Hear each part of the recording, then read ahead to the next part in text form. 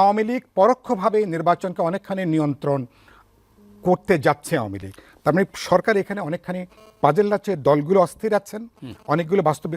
তার মানে এই ব্যাপারেও আপনার সুচিন্তিত কম্প্রিহেন্সিভ কোনো পলিসির জায়গায় আপনি যাচ্ছেন না, এগুলো আর আন্তর্জাতিক চাপ আছে। তার মানে আওয়ামী লীগের ভূত যে আমাদেরকে তাড়া করছে, আপনার এই এজেন্ডার আজকের এই এসএটিভি সংলাপের মধ্যেও আমরা একটা লম্বা সময় কাটাচ্ছি আওয়ামী লীগকে নিয়ে।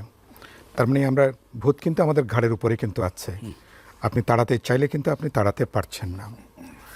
তার মানে আপনি বিষয়টাকে আপনি এটা কোনো ইমোশন দিয়ে আপনি অ্যাড্রেস করতে পারবেন না। আমি যেটা বলেছি এ ব্যাপারে একটা কম্প্রিহেন্সিভ একটা অ্যাটিটিউড দরকার। না সেটা তো আপনি বলেছেন, কিন্তু সরকার ভীত কেন, ভয় পাচ্ছে কেন? না না না, আমি বলছি সরকার দুটো জায়গা থেকে সরকার উদ্বিগ্ন। প্রথমে একটা জায়গাতে হচ্ছে যে এ ব্যাপারে সরকারের নীতি কৌশলের মধ্যে আমি কোনো সমন্বয় দেখছি না। আমি গত 14 মাসে আওয়ামী লীগের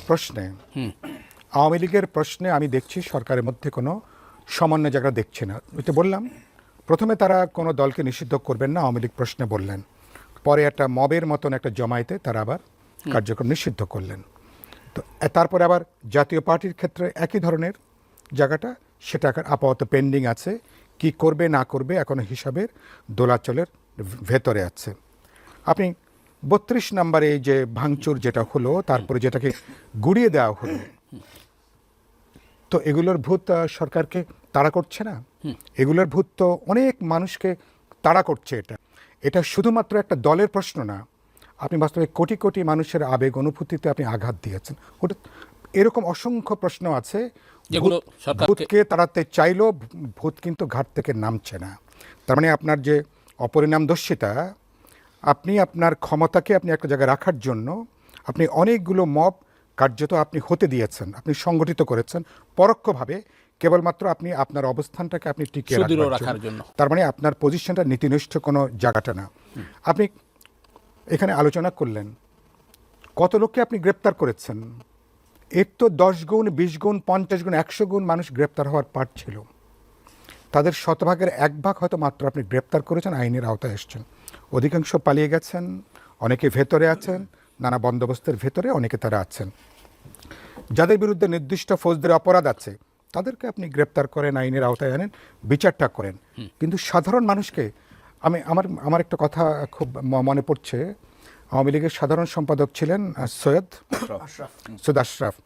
জামাত ইসলামীর যুদ্ধাপরাধের যখন বিচারের ব্যাপারটা চলছে, আমি যদি ভুল না করে থাকি, আপনি তো সাংবাদিক, মনে থাকার কথা, উনি বলছেন মাত্র কয়েকজনকে কেন আপনারা বিচারটা করছেন। উনি একটা কথা বলেছেন যে আমরা কি বাংলাদেশে ঘরে ঘরে আমি কি যুদ্ধ বাঁধাবো, প্রায় কোট আনকোট প্রায় আমি বলছি সৈয়দ আশরাফের কথা।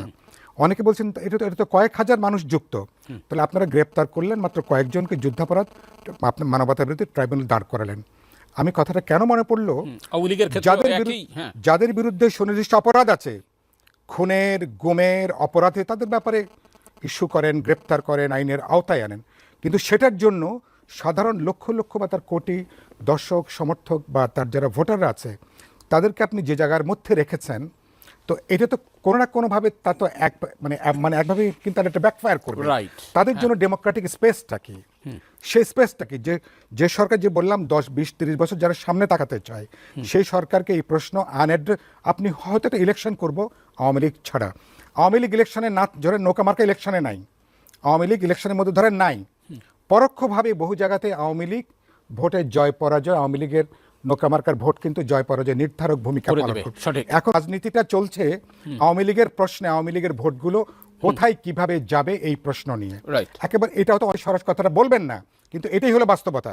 আওয়ামী লীগের ভোট কোন দিকে যাবে, আমি বলছি আওয়ামী লীগ পরোক্ষভাবে নির্বাচনকে অনেকখানি নিয়ন্ত্রণ করতে যাচ্ছে আওয়ামী লীগ। তার মানে সরকার এখানে অনেকখানি পাজেল আছে, দলগুলো অস্থির আছেন, অনেকগুলো বাস্তবে। তার মানে এই ব্যাপারেও আপনার সুচিন্তিত কম্প্রিহেন্সিভ কোনো পলিসির জায়গায় আছেন না, এগুলো আর আন্তর্জাতিক চাপ আছে।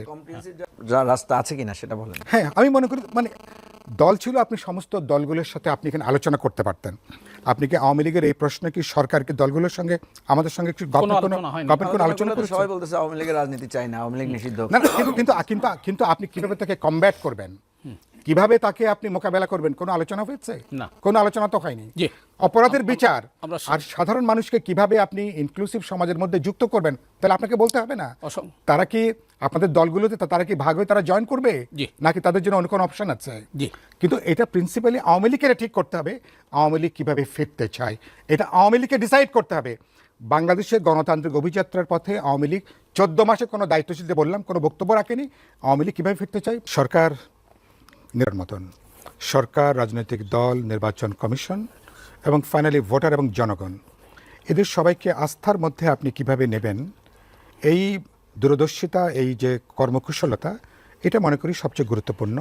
সরকারের পলিটিক্যাল উইজডম, সরকার যদি ডিসাইসিভ থাকেন যে আমি একটা নিরপেক্ষ, অবাধ, বিশ্বাসযোগ্য, প্রতিদ্বন্দ্বিতাপূর্ণ নির্বাচন করব, আমি মনে করি তাহলে অনেকগুলো হার্ডেল কিন্তু অতিক্রম করা সম্ভব।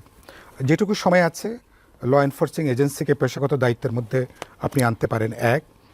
এই অক্টোবর মাসে আমাদের মধ্যে রাজনৈতিক বিভিন্ন প্রশ্নে যে মতদ্বৈততা আছে, আমি আশা করি 15ই অক্টোবর এর মধ্যে অনেকগুলো প্রশ্ন হয়তো আমরা রিজলভ করে একটা জায়গায় আমরা আসতে পারবো। আর রাজনৈতিক দলগুলোর মাঠের যে কথা, সবসময় এগুলো তাদের মনের কথা না, এগুলো নানা রাজনৈতিক ক্যাম্পেইন অবস্থানের জন্য কথাটা বলতে হয়।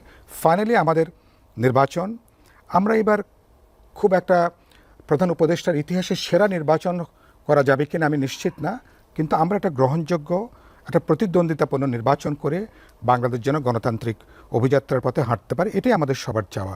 এবং সেদিক থেকে সরকারকে সবার সহযোগিতাটাকে কিভাবে নেওয়া লাগে এটা বুঝতে পারা খুব গুরুত্বপূর্ণ।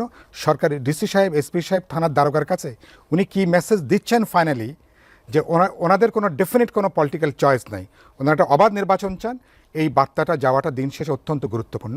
আমি বিশ্বাস করি ফেব্রুয়ারিতে নির্বাচনের মধ্য দিয়ে আমরা একটা ভালো যাত্রায় হয়তো আমরা পার হব।